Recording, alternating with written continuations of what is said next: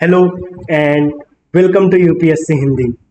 Answer writing की series में ये हमारा अगला लेक्चर है, जहाँ पे हम अप्रोचेस के साथ साथ आंसर्स के कंटेंट पे डिस्कशन कर रहे हैं। पिछली क्लासेस में रिकैप करते हैं थोड़ा सा, पिछली 2-3 क्लासेस में हमने क्या सीखा और आंसर राइटिंग में हम किस अप्रोच के साथ काम कर रहे हैं, हम उस पर थोड़ा सा रिकैप करते हैं और उसके बाद इस क्वेश्चंस को डिस्कस करते हैं।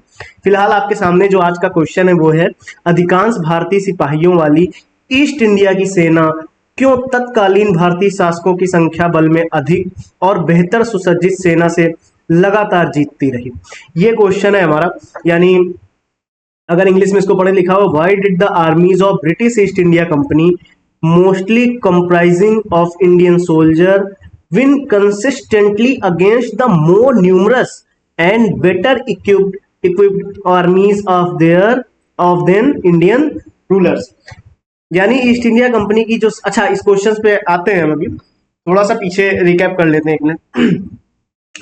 पिछली क्लासेस में हम जिस तरीके से अप्रोच के साथ काम कर रहे हैं, वो अप्रोच हमें सीखने की जरूरत क्यों पड़ी। ध्यान से, हम चाहते तो ऐसे आंसर लिखना शुरू कर सकते थे कि हमारे पास कंटेंट भी है, ध्यान से, हमारे पास कंटेंट भी है, हम चाहते तो इंट्रोडक्शन पे काम कर सकते थे, हम चाहते तो उसके बॉडी पार्ट के साथ साथ, यानी मेन बॉडी मुख्य भाग के साथ साथ हम उसके कंक्लूजन पे भी काम कर सकते थे।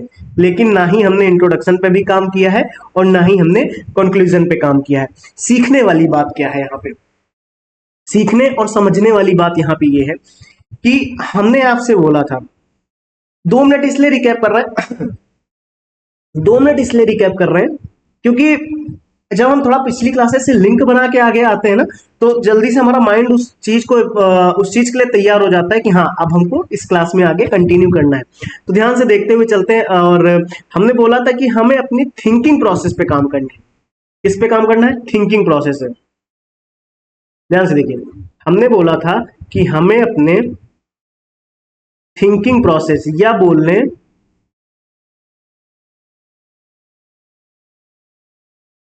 थॉट प्रोसेस पे काम करना था।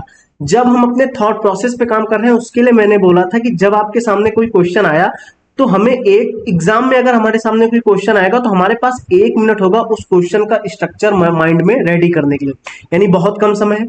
तो वो स्ट्रक्चर रेडी हम तभी कर पाएंगे जब हमारे थॉट प्रोसेस क्या होगा, कंटिन्यूसली हमारे प्रैक्टिस में बना होगा। हम इसी तरीके से क्वेश्चंस की प्रैक्टिस कर रहे होंगे और थॉट प्रोसेस हमारा कंटिन्यूसली ऐसे चल रहा होगा। तो जब हमारे थॉट प्रोसेस कंटिन्यूसली ऐसे चलेगा, तब हम 1 मिनट के अंदर उस क्वेश्चन का स्ट्रक्चर माइंड में लेके आ पाएंगे।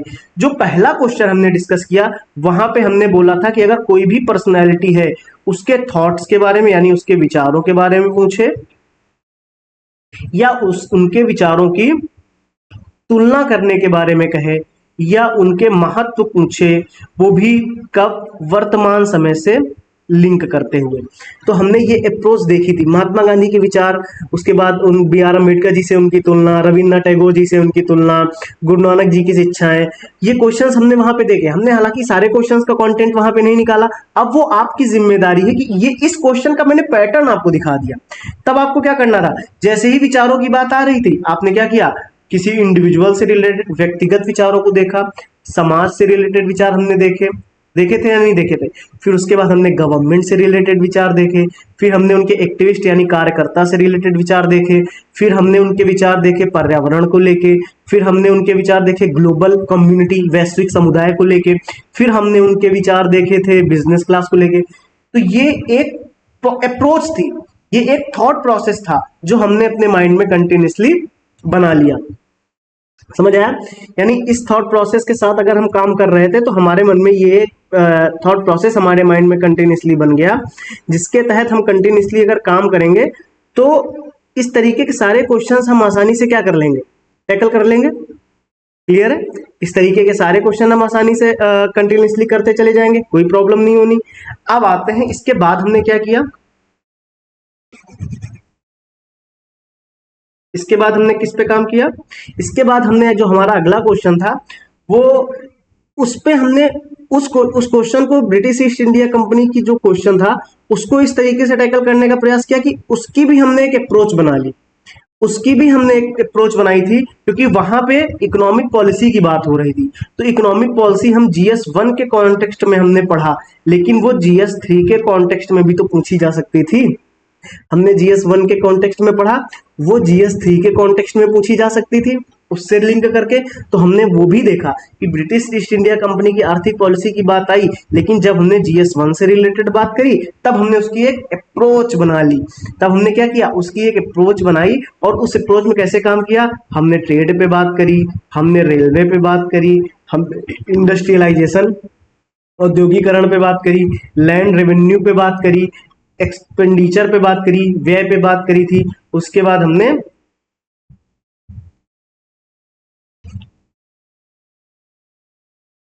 हस्तशिल्प उद्योगों के बारे में बात करी।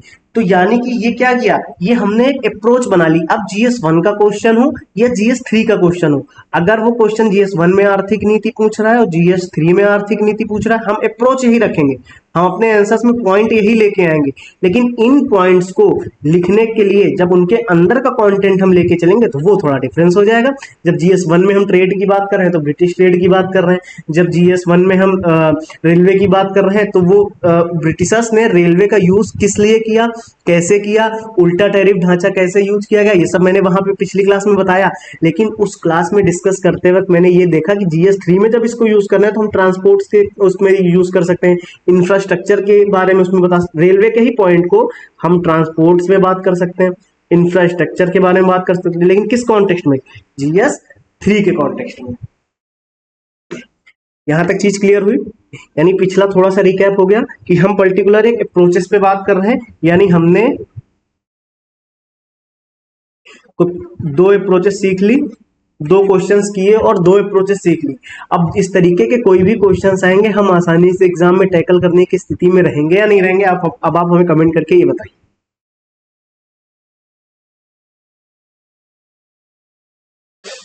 अब इस क्वेश्चंस को देखते हैं। अधिकांश भारतीय सिपाहियों वाली ईस्ट इंडिया की सेना, अधिकांश भारतीय सिपाहियों वाली, ध्यान से पढ़िए, ईस्ट इंडिया कंपनी की सेना क्यों तत्कालीन भारतीय शासकों की संख्या बल में अधिक और बेहतर सुसज्जित सेना से लगातार जीतती रही। सवाल क्या कह रहा, यानी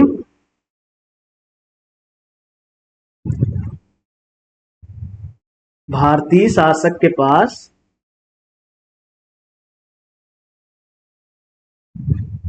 संख्या बल में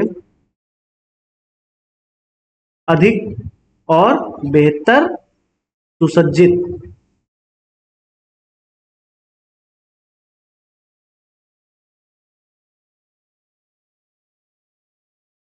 भारतीय शासकों के पास संख्या बल में अधिक सेना थी और बेहतर एवं सुसज्जित सेना थी, लेकिन फिर भी ईस्ट इंडिया कंपनी के पास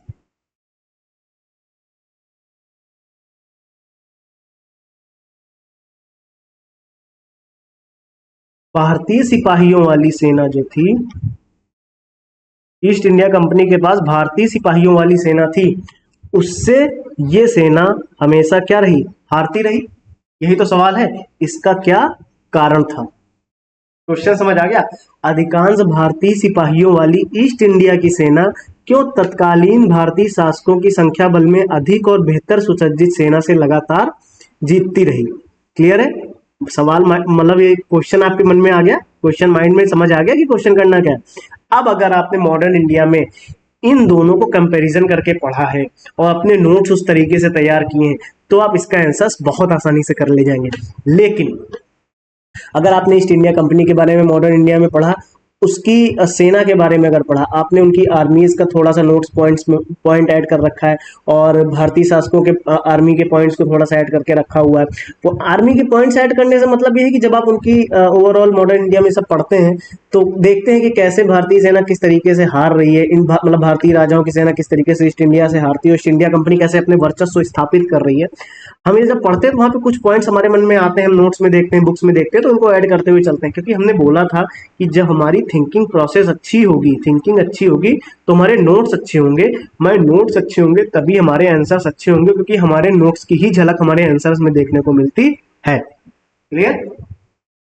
और जब हमारे नोट्स की ही झलक हमारे आंसर्स में देखने को मिलेगी तो कहीं ना कहीं हमें नोट्स अपने अच्छे तो बनाने ही पड़ेंगे, हमें अपने नोट्स अच्छे बनाने पड़ेंगे। तो इस क्वेश्चन को करने का एक अप्रोच सीखते हैं ध्यान से। इस आंसर्स को करने की प्यारी सी अप्रोच सीखने का प्रयास करेंगे, और उस अप्रोच को सीखते सीखते हम कुछ और चीजें भी सीखेंगे इसमें। लेकिन ध्यान से, हम पहले क्या करेंगे, अप्रोच सीखेंगे, फिर उसके कंटेंट को देखेंगे। कंटेंट आपके सामने लिखा रहेगा पॉइंट्स में, ध्यान से, क्योंकि हर एक पॉइंट्स को हम डीप में अगर डिस्कस करेंगे तो ये आंसर राइटिंग से ज्यादा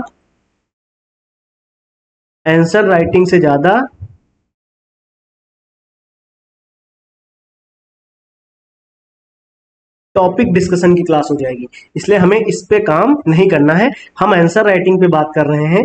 इसलिए हम क्या कर रहे हैं, अप्रोचेस को सीख रहे हैं और कंटेंट में जो पॉइंट्स हैं उन पॉइंट्स को समझ रहे हैं सिर्फ। और उन पॉइंट्स को समझेंगे, वो पॉइंट्स अगर हमारे लिए नए होंगे तो हम उन्हें बुक से या अपने नोट्स से रिवाइज करेंगे, या फिर अगर हमारे नोट्स में वो पॉइंट नहीं होंगे तो वो पॉइंट्स हम कहीं क्लासेस से या किसी के नोट्स से या बुक्स से पढ़ के अपने नोट्स में इन पॉइंट्स को तुरंत हम क्या करेंगे, ऐड करेंगे। बात क्लियर हो गई? क्योंकि हम यहाँ पे कंटेंट आपको, हम इस क्वेश्चंस का कंटेंट हम आपको देंगे, लेकिन पॉइंट्स में देंगे। उस पॉइंट को आपको आंसर राइटिंग में लिखना कैसे है ये आपको प्रैक्टिस के थ्रू आएगा, लेकिन अप्रोच आपको देखनी है कि हम क्वेश्चंस को कैसे टैकल करें, कि इस फॉर्म में हम क्वेश्चंस के आंसर्स को लिख सकते हैं, ये हम यहाँ पे सीखेंगे। अब हम इसकी अप्रोच देखते हैं। अब आप देखिए, अगर मैं आपसे कहूं यहाँ पे इंडियन ऐसे लिख लेते हैं, इंडियन और ब्रिटिश, ईस्ट इंडिया कंपनी को मैंने ब्रिटिश लिख लिया, ठीक है। इंडियन आर्मी की बात हो रही है और ब्रिटिश आर्मी की बात हो रही है, क्लियर। अच्छा, इंडियन आर्मी क्या बोला गया है, लगातार हारती रही, किससे, ब्रिटिश आर्मी से लगातार हारती रही। कारण क्या रहे, भारतीय शासकों की सेना के पास कारण क्या थे। तो अगर हम बात करें, तो अगर ऐसा कहें, इंडियन सेना क्या हो रही थी, हार रही थी, तो ब्रिटिशर्स के पास क्या ऐसी स्ट्रेंथ थी, यानी उनकी ऐसी क्या ताकत थी जिसकी वजह से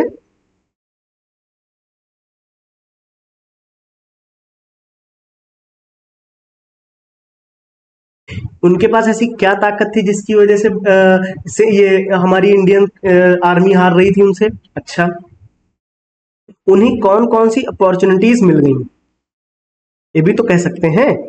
उन्हें कौन कौन से ऐसे अवसर प्राप्त होते चले गए जिसकी वजह से वो भारतीय शासकों की जो सेना थी, वो उनकी सेना भी ज्यादा थी, सुसज्जित भी थी, फिर भी वो हारते गए। क्यों? तो यानी ब्रिटिशर्स को कुछ, उनके पास कोई तो ताकत रही होगी ऐसी, उनको कोई ना कोई ऐसे अवसर जरूर मिले होंगे, क्लियर है, कोई ना कोई ऐसे अवसर जरूर मिले होंगे। और अगर इंडियन आर्मी की बात करें तो उनकी क्या कमजोरी थी, उनकी क्या कमजोरी थी, और उनको डर किस चीज का था, या कह ले खतरा किस चीज से था, उनको किस चीज से खतरा, इसको बोलते हैं।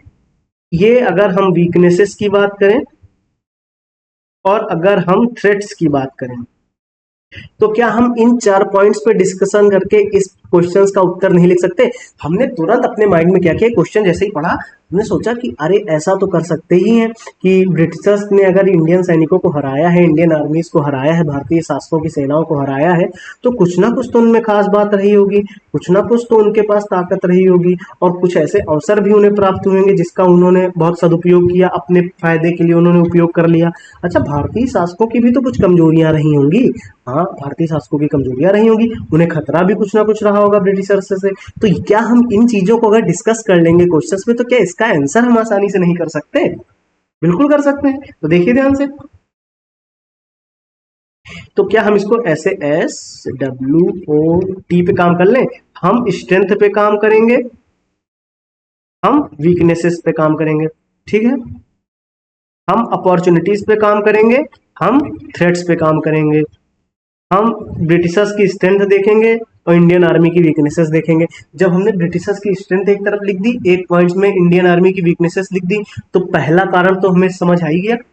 हमें कारण ही तो बताने कि ऐसा कौन सा कारण था, हमें कारण ही तो बताने हैं। तो अगर कारण बताने हैं तो हम अगर ब्रिटिशर्स की एक स्ट्रेंथ बताते हैं, इंडियन की एक वीकनेस बताते हैं, पहला कारण। दूसरी स्ट्रेंथ बताई, दूसरा वीकनेस बताया, एक कारण और। तीसरी स्ट्रेंथ, तीसरी वीकनेसेस, कारण बता ले गए। अगर हमने चार ध्यान से देखिए, अगर हमने चार ताकतें बता दी, चार कमजोरियां बता दी, तो 8 पॉइंट ये हो गए। चार अवसर बता दिए, चार खतरे बता दिए इंडियन आर्मी को, तो हमारा एक पॉइंट तो यहीं से क्लियर हो गया। एक पॉइंट हमारे, एक पॉइंट बोलना यहाँ से मेरे 4 4 8 4 12 4 16, यानी क्या हम 16 पॉइंट्स यहाँ से नहीं लिख ले गए? बताइए। अब अगर आप चाहें तो इस क्लास के आगे के कंटेंट को समझते हुए करके आप अपने नोट्स तैयार कर सकते हैं, लेकिन मैं आपको एक होमवर्क देता हूं आज। इस क्वेश्चंस को आप खुद भी करेंगे। ध्यान से क्या करेंगे, आपने जो भी मॉडर्न इंडिया के लिए सोर्स पढ़ा है उसमें आप देखेंगे ब्रिटिशर्स की स्ट्रेंथ क्या बताई गई है और इंडियन रूलर्स की क्या वीकनेसेस बताई गई है। और आप उस नोट्स में ये भी देखेंगे कि उन्हें कौन कौन से अवसर प्राप्त हुए और उन्हें क्या क्या खतरे थे। जहां से भी आपने मॉडर्न इंडिया पढ़ा है, आप उस मॉडर्न इंडिया के सोर्स का इस्तेमाल करते हुए इन इन पॉइंट्स पे चार चार पॉइंट्स आप अपने मन से चार चार पॉइंट्स निकालें, और आप देखेंगे कि आप खुद ब खुद उन कंटेंट्स को रिवाइज करने में बहुत कंफर्टेबल महसूस करेंगे। क्लियर है? इस पॉइंट्स पे आगे बढ़ते हैं और हम लिख लेते हैं स्ट्रेंथ, वीकनेसेस,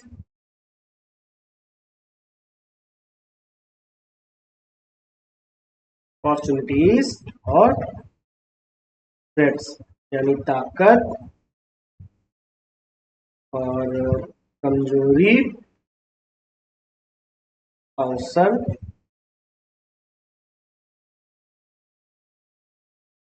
खतरा। ठीक है, अब हम इन चार पॉइंट्स पे बात करने वाले हैं। Strength, weakness, opportunity, threats.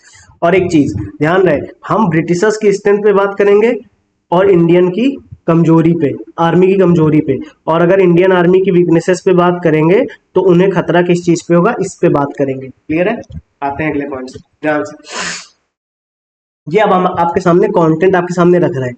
इस कंटेंट रखने के लिए कि हम अगर कंटिन्यूसली यहाँ पे ऐसे लिखेंगे तो आपका टाइम वेस्ट होगा। अब हम थोड़ा तेजी से आगे चल सकते हैं, हर एक पॉइंट्स को छोटे छोटे पॉइंट्स में, हर एक रीजन को कुछ कुछ पॉइंट्स में डिस्कस करते हुए आगे बढ़ेंगे।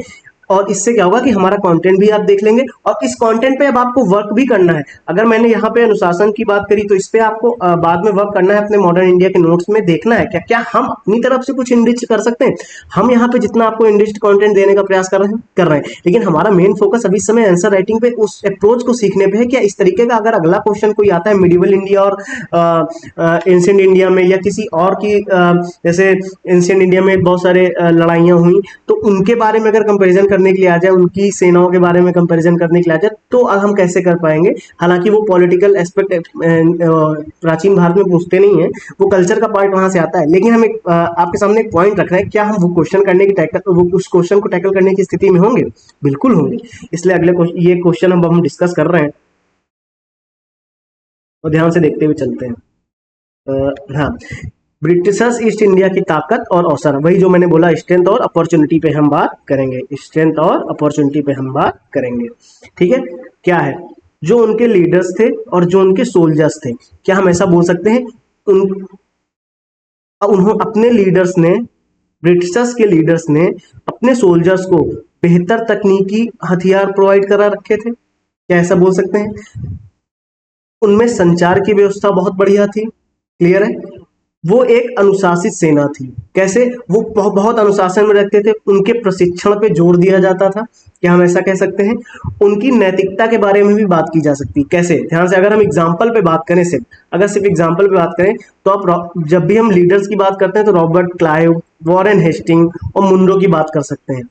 हम अब आपको रॉबर्ट क्लाइव, वॉरेन हेस्टिंग और मुंडो के बारे में पढ़ना है, क्योंकि हम लीडर्स की अगर बात करें तो उन्होंने अपने सोल्जर्स को बेहतर तकनीकी उपलब्ध करा रखी थी, उनकी संचार व्यवस्था भी बहुत बढ़िया थी, वो एक अनुशासन में रखते थे तकनीक, और उनको प्रशिक्षण ट्रेनिंग भी प्रोवाइड कराते थे बहुत उच्चतम स्तर की। और नैतिकता की अगर बात करें ध्यान से, तो अगर इसका एक एग्जाम्पल देना पड़ जाए तो आप ये एक लाइन में इतने को आप लिख के, आप ये एक पैराग्राफ में ना लिख के एक दो लाइन में लिखें और तुरंत उसी लाइन में उदाहरण दें कि 1757 प्लासी का युद्ध इसका उदाहरण है, कि प्लासी के युद्ध में आप एग्जाम्पल दे सकते हैं। ठीक है, अगर हम अनुशासन की बात अगर कर रहे थे, अगर हमने अनुशासन की बात करी तो आप उसके लिए 1799 की श्रीरंगपट्टनम की घेराबंदी का एग्जाम्पल आप दे सकते हैं अनुशासन और प्रशिक्षण के लिए।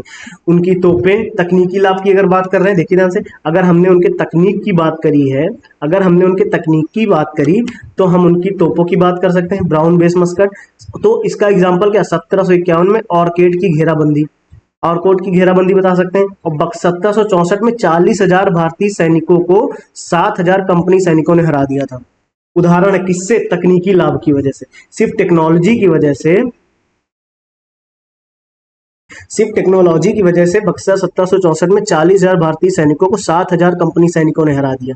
क्लियर है, यानी अगर सिर्फ इस पॉइंट को अगर आप देखें कि ईस्ट इंडिया कंपनी की क्या ताकत थी, उस स्ट्रेंथ पे अगर बात करें तो उस स्ट्रेंथ पे बात करते हुए हम लीडर्स की बात करते हैं, उनके लीडर्स की सबसे पहले बात करते हैं, उनके सोल्जर्स की बात करते हैं, और सोल्जर्स में बात करते करते हम उनके हथियारों की बात कर सकते हैं। बेहतर हथियार थे हमारी सेना से, उनकी संचार व्यवस्था बहुत बढ़िया थी। हमने सिर्फ 4 पॉइंट्स आपके लिए बोले थे, यहाँ पे कितने पॉइंट्स निकल रहे हैं कंटिन्यू देखिए, लीडर, लीडर, सोल्जर, हथियार, संचार व्यवस्था, अनुशासन, साथ में प्रशिक्षण, छठा पॉइंट, 1 2 3 4 5 6 प्रशिक्षण, उनकी ट्रेनिंग बहुत बढ़िया, नैतिकता की बात कर सकते हैं। जब अब इन्हीं 6 पॉइंट्स में अगर उदाहरण देना हो तो अब लीडर्स में इन उदाहरणों का जिक्र कर सकते हैं, Robert Clive, Warren Hasting, Munro. Example देना पड़ जाए 1757 प्लासी का युद्ध एग्जाम्पल दे सकते हैं। जब हमने डिसिप्लिन यानी और प्रशिक्षण की बात करी तो आप एक एग्जाम्पल और दे सकते हैं, श्रीरंगपट्टनम की संधि। और जब टेक्नोलॉजी की बात कर रहे हैं तो आप इन तोपों की बात कर सकते हैं, और ऑर्किड की घेराबंदी का एग्जाम्पल दे सकते हैं, और बक्सर के युद्ध की आप एग्जाम्पल दे सकते हैं। अगले क्वेश्चन पे आप नौ सैनिक शक्ति का एग्जाम्पल दें, जैसे वांडीवास की लड़ाई, सैन्य अभियान सुविधाजनक था उनका, उनकी बेहतर सैनिक नैतिकता के, उनको नियमित वेतन दिया जाता था और योग्यता के आधार पर उनका चयन किया जाता था। पहली चीज सबसे इंपॉर्टेंट पॉइंट कि उस सेना में, ईस्ट इंडिया कंपनी की सेना में भारतीयों की जब भी ज्वाइनिंग हुई वो योग्यता के आधार पर की गई।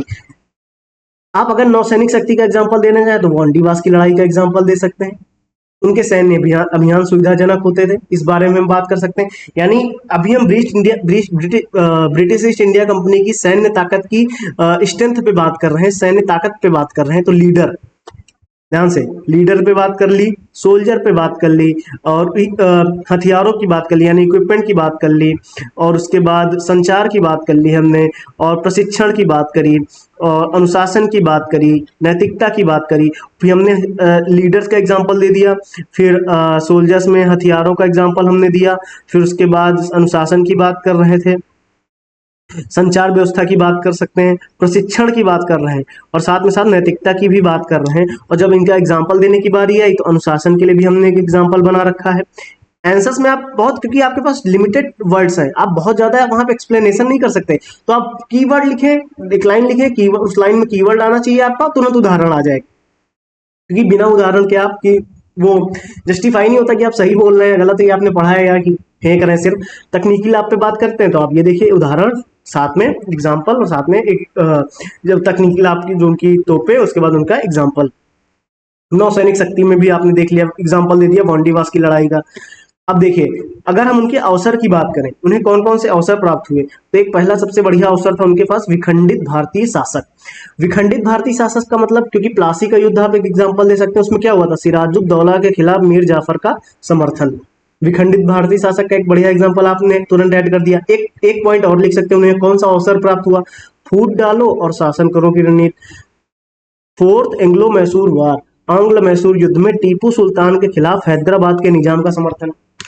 ये अच्छा, ध्यान से इन पॉइंट्स को, ध्यान से इन पॉइंट्स को मैंने इसलिए लिख रखा है, मैं चाहूं तो अभी आपको मॉडर्न इंडिया के ये टॉपिक पे, जैसे फोर्थ एंग्लो मैसूर वॉर है, मैं अभी आपको क्या करूं, ये एंग्लो मैसूर वॉर पढ़ाना शुरू करूं, आपको बता दूं कि टीपू सुल्तान के खिलाफ हैदराबाद के निजाम का समर्थन कैसे क्या हुआ।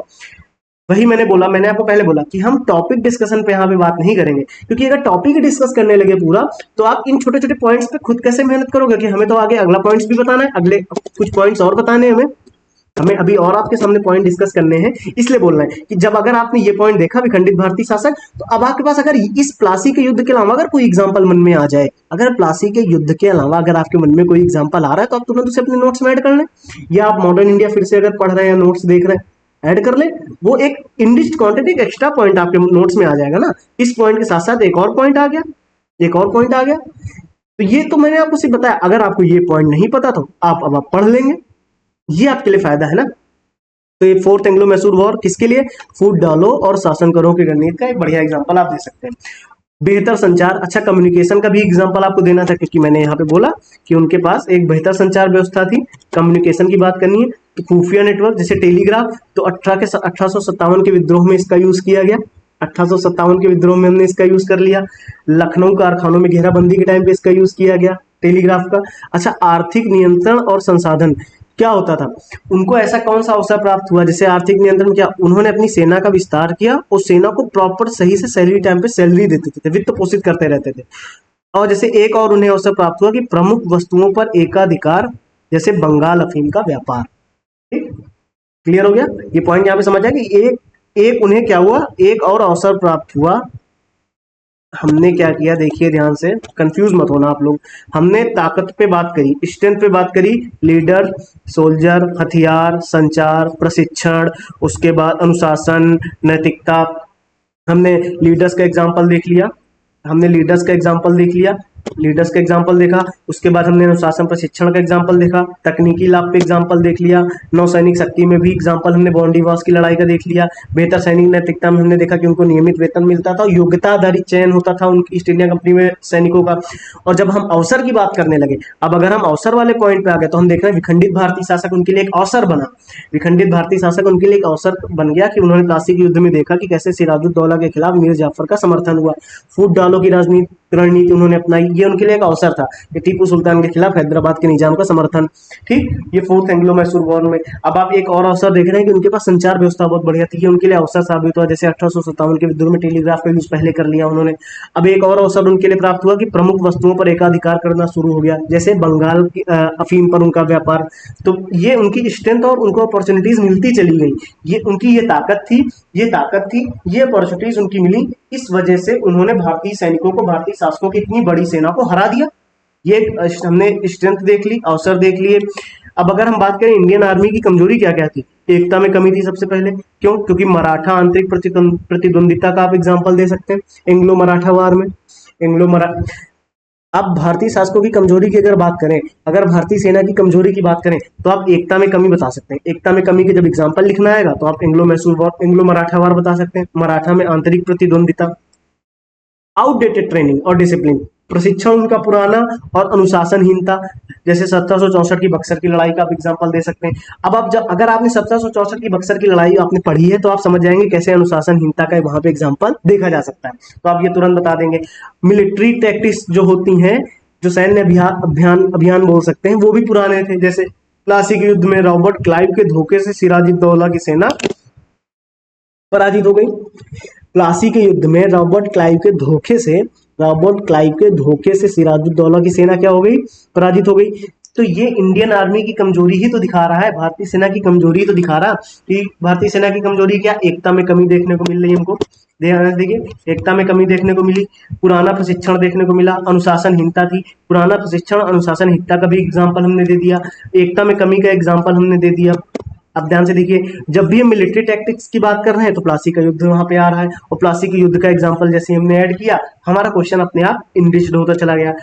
आंतरिक असहमति और अस्थिरता, मुगल एम्पायर इसका बहुत बढ़िया एग्जाम्पल है। आप अगर देखेंगे तो मुगल एम्पायर इसका बहुत बढ़िया एग्जाम्पल है, आंतरिक असहमति और अस्थिरता की। तो जब भी आप बात करें, तो आप जब भी अगर आपको लिखना हो, तो आप मुगल एम्पायर लिख सकते हैं। ध्यान से मैं आपको एक पॉइंट दिखाता हूँ, मैं आपको सामने एक पॉइंट ऐड करता हूँ। ध्यान से, हमने क्या किया, हमने स्ट्रेंथ पे बात करी, तो लीडर्स ब्रिटिशर्स की ब्रिटिशर्स की स्ट्रेंथ पे बात करी तो हमने लीडर्स देखा, हमने सोल्जर्स देखा, हमने उनके इक्विपमेंट देखे, हथियार देखे, हमने उनकी कम्युनिकेशन स्किल देखी, हमने उनकी ट्रेनिंग भी देखी, हमने उनमें देखा कि डिसिप्लिन है, अनुशासन है उनके अंदर, हमने उनमें मोरालिटी नैतिकता भी देखी। तो हमने लीडर का भी एग्जाम्पल दे लिया, हमने सोल्जर्स में उनके इक्विपमेंट, सोल्जर्स का एग्जाम्पल तो दिया ही, साथ में उनके इक्विपमेंट में लड़ाई का एग्जाम्पल दे दिया। फिर हमने कम्युनिकेशन में 1857 में टेलीग्राफ का कैसे यूज किया उसका एग्जाम्पल दिया, टेक्नोलॉजी का यूज कैसे किया उसका भी एग्जाम्पल हमने देखा। फिर डिसिप्लिन ट्रेनिंग, यहाँ पे ट्रेनिंग भी देखी हमने और डिसिप्लिन भी देखा, अनुशासन का भी एग्जाम्पल देखा, नैतिकता की भी बात करी कि कैसे योग्यता आधारित चयन होता था। अच्छा, ये सब उनकी ताकत होने के बाद उन्हें अवसर भी मिल गए, अपॉर्चुनिटीज भी उन्हें मिलती चली गई। अपॉर्चुनिटीज क्या मिली? विखंडित भारतीय शासक, विखंडित भारतीय शासक, फूट डालो, फूट डालो वाली राजनीति भी उनकी सफल होती चली गई। ठीक है, उनकी फूट डालो वाली राजनीति भी सफल होती चली गई। ये देखिए मैंने ऑलरेडी ऐड करके रखा हुआ है, ये देखिए फूट डालो की राजनीति सफल होती चली गई। और उसके बाद देखिए बेहतर संचार व्यवस्था, आर्थिक नियंत्रण, आप यहाँ पे ऐड कर लें अगर एक शॉर्ट में लिखना चाहें तो। कम्युनिकेशन की बात, उनको बेहतर संचार व्यवस्था देखने को मिल गई। उसके बाद आर्थिक नियंत्रण उनका होता चला गया। आर्थिक नियंत्रण के साथ साथ एकाधिकार, किसी एक व्यापार में धीरे धीरे उन्होंने क्या किया, एकाधिकार करना शुरू कर दिया, जैसे बंगाल अफीम व्यापार। तो ये क्या उनके लिए अपॉर्चुनिटीज बनती चली गई। अच्छा, अपॉर्चुनिटी अवसर हमने देख लिया, तो इंडियन की कमजोरी क्या देख रहे हैं? एकता में कमी देखने को मिल रही है इनको। ये देखिए एकता में कमी देखने को मिली तो उसका एग्जाम्पल ले लिया। और ट्रेनिंग की बात कर लें, पुरानी ट्रेनिंग, पुरानी मिलिट्री की टैक्टिक्स उनकी पुरानी, एकता में कमी का एग्जांपल देखा। ट्रेनिंग की जब बात आई तो हमने सभी के एग्जांपल, क्योंकि एग्जांपल सबसे ज्यादा जरूरी हो जाते हैं, क्योंकि मराठा आंतरिक प्रतिद्वंदिता, उसके बाद 1764 की बक्सर की लड़ाई में हमने देखा कि ट्रेनिंग उनकी, अनुशासन उनका पुराना, अनुशासनहीनता और उनकी ट्रेनिंग पुरानी। मिलिट्री टैक्टिक्स में आप रॉबर्ट क्लाइव का प्लासी का युद्ध का एग्जाम्पल दे सकते हैं। आंतरिक असहमति, मुगल अंपायर का एग्जाम्पल आपने दे लिया। अब हम अगर बात करें ध्यान से, उनके लिए खतरे क्या क्या थे, जैसे प्रौद्योगिकी की असमानता, कमजोरी के साथ साथ कमजोरियों में क्या देख रहे हैं, कमजोरियों में क्या देख रहे हैं कि उनकी असमानता, प्रौद्योगिकी की असमानता, क्योंकि 1803 बैटल ऑफ असाय, अब ये एग्जांपल कोट करिए, आपका आंसर बहुत इंग्लिश होगा। आर्थिक और संसाधनों, अभी इसके बारे में आप पढ़ लीजिएगा, आप देखेंगे कैसे प्रौद्योगिकी की असमानता आपके सामने निकल के आती है। आर्थिक और संसाधनों का संघर्ष, मराठों ने कई बार अपने सैनिकों को भुगतान करने के लिए, राजस्व एकत्र करने के लिए अभियान मोड़ दिया। आर्थिक और संसाधनों के संघर्ष में जब हम बात कर रहे हैं तो आपने देखा कि मराठों ने सैनिकों को भुगतान करने के लिए अपने अभियानों को मोड़ दिया। जिस अभियान के लिए वो जो काम करने निकलते थे, अगर उसमें पैसे की कमी हुई या जब भी आर्थिक कमियां आई तो राजस्व एकत्र करने के लिए उन्होंने उस अभियान को मोड़ दिया, उसकी जगह कुछ दूसरे अभियान पे काम करने लगे। तो आप इसका एग्जाम्पल जैसे दे सकते थे, पक्ष बदलने वाले शासकों से खतरा। ये देखिए, ये इसका एग्जाम्पल आपने मराठों वाला एग्जाम्पल ऐड कर दिया। पक्ष बदलने वाले, मराठों ने टीपू सुल्तान को हराने के लिए अंग्रेजों का साथ दिया, यानी भारतीय शासक अपना पक्ष बदल लेते थे। तीसरे एंग्लो मैसूर वॉर का आप एग्जाम्पल दे सकते हैं। क्लियर है? यानी इस आंसर को छोटे छोटे पॉइंट्स में कैसे इंडेक्स करके हमने कितने सारे पॉइंट्स ऐड कर लिए ऑटोमेटिक। जैसे रक्षा की दूसरी पंक्ति का भाव, जैसे दूसरी पंक्ति का इसका मतलब क्या है कि अगर फ्रंट पे हैदर अली, टीपू सुल्तान, मधुराव, सिंधिया, जसवंत राव होलकर जैसे लोग अगर आगे हैं तो पीछे उनका सपोर्ट करने के लिए कोई है ही नहीं, ऐसा मतलब बोल सकते हैं। तो अगर हम थ्रेड्स की बात करें तो टेक्नोलॉजी भी नहीं है। उसके बाद पक्ष बदल लेते हैं शासक। दूसरी सेकंड पंक्ति का अभाव देखने को मिल रहा है, ये देखिए सेकंड पंक्ति देखने को मिली। उनके प्रौद्योगिकी असमानता, आर्थिक आर्थिक संघर्ष तो देखने को मिल ही रहा है। ये रहा आर्थिक संघर्ष तो हमें देखने को मिला, संसाधनों में संघर्ष देखने को मिला, पक्ष बदलने वाले शासक, प्रौद्योगिकी असमानता, पक्ष बदलने वाले शासक, रक्षा की दूसरी पंक्ति का अभाव, टेक्नोलॉजी की बात कर ली हमने। तो ये हमारे लिए कुछ थ्रेड्स के काम में आ गए। तो अब अगर आप इस क्वेश्चन को जरा गौर से देखें, अब मैं यहाँ पे समराइज करता हूँ इसको। अब आज मैं थोड़ा सा समराइज करके दिखाता हूँ कि कैसे समराइज करना है। ध्यान से, अगर आप एक कॉलम बनाए ऐसे करते हुए, एक तरफ ब्रिटिशर्स की स्ट्रेंथ लिखें और उनको कौन कौन सी अपॉर्चुनिटीज मिली, अगर ये लिख दें तेजी से स्पीड में। स्ट्रेंथ की अगर बात करें तो उनके लीडर्स की बात कर सकते हैं, सोल्जर्स की बात कर सकते हैं, उनके हथियारों के बारे में हम बात कर सकते हैं। अच्छा, हथियारों की बात कर रहे हैं तो कम्युनिकेशन, संचार व्यवस्था की बात कर सकते हैं। अच्छा, संचार व्यवस्था की अगर हम बात कर रहे हैं तो ध्यान से आप ये बताइए, इसके साथ साथ हम एक सेकंड, अनुशासन की बात कर सकते हैं, ट्रेनिंग की बात कर सकते हैं, प्रशिक्षण की बात कर सकते हैं, नैतिकता की बात कर सकते हैं। अच्छा, अगर अपॉर्चुनिटीज की बात करें तो क्या हम बोल सकते हैं विखंडित भारतीय शासक। अगला, फूट डालो राज करो वाली बात। और संचार व्यवस्था में हम 1857 में टेलीग्राफ वाला एग्जांपल दे सकते हैं। उसके साथ आर्थिक नियंत्रण होता चला गया उनके हाथों में। और एकाधिकार का, आप सुनने पे फोकस करिए, राइटिंग पे फोकस मत करिएगा अभी। एकाधिकार की बात कर सकते हैं, क्योंकि इसीलिए तो बोला आंसर में आपके पास टाइम नहीं होता, इसीलिए तो मैं आपको अभी कंटेंट दिखा रहा हूँ।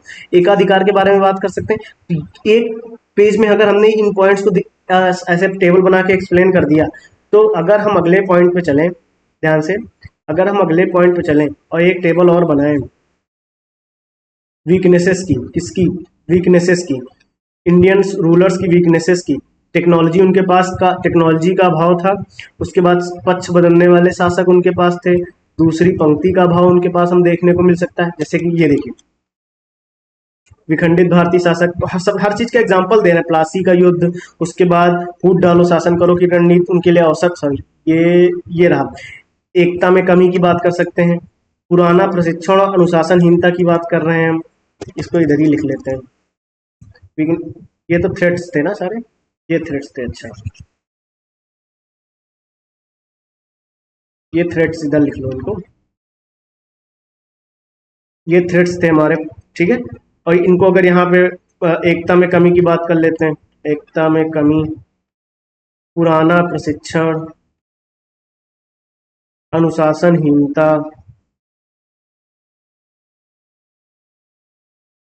ठीक है।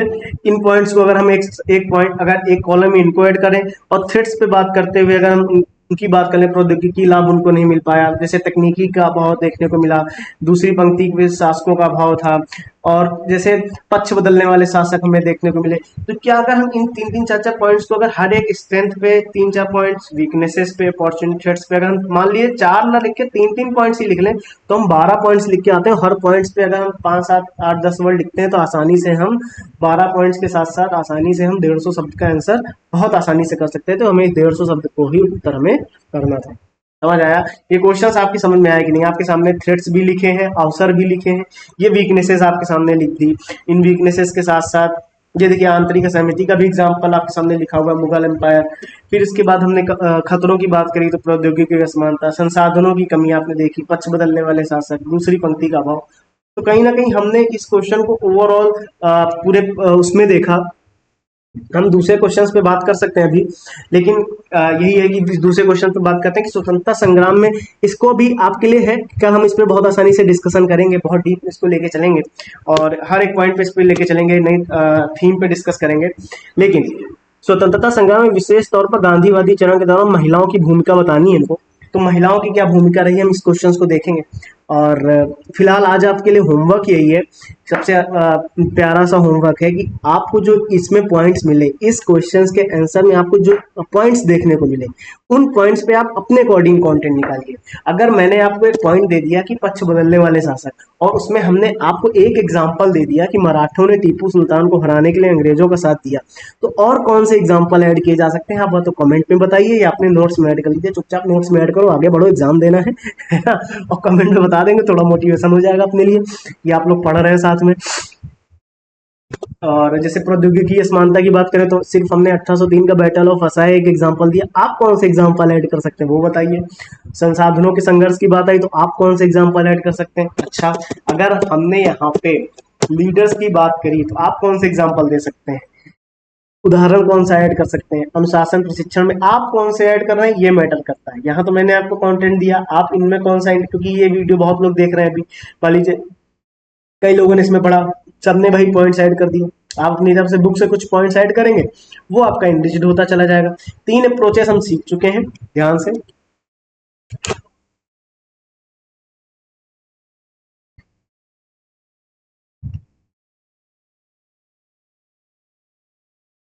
3 अप्रोचेस हमने सीखी, इकोनॉमिक पॉलिसी वाला, विचारों वाला, थॉट्स पे अगर कोई बात होगी, आर्थिक नीतियों पे बात होगी, और सैन्य